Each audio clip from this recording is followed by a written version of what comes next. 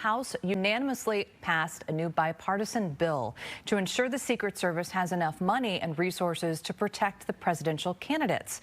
It's called the Enhanced Presidential Security Act. If passed into law, it would increase the level of Secret Service protection for both former President Donald Trump and Vice President Kamala Harris.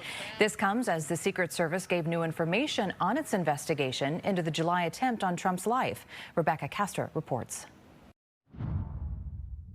As I've said, this was a failure on the part of the United States Secret Service.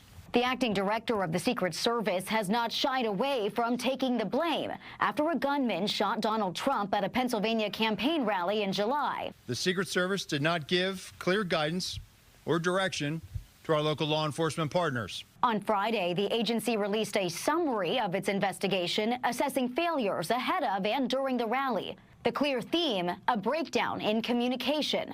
Local officers were unaware there were 2 communication centers on the ground, and vital information about the gunman was shared outside the Secret Service's radio frequencies. There was complacency on the part of others that led to a breach of security protocols. These employees will be held accountable. Now, after the second assassination attempt on Trump last weekend, the agency is under even more pressure. He needs the best security the United States government can have for him to keep him safe, keep him alive before the election. Friday, the House of Representatives unanimously passed a measure requiring presidential candidates receive the same level of protection as sitting presidents. The Secret Service insists they've already put this in place for Trump, but there are skeptics on both sides. If this is the highest level of security, based on the threats against President Trump, we need to create several higher levels of security because it just seems to be inadequate. I don't really believe anything that Secret Service and FBI or the White House is telling us about this. It's not just the Secret Service investigating both assassination attempts.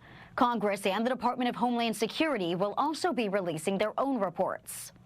In Washington, Rebecca Castor, Fox 32 Chicago.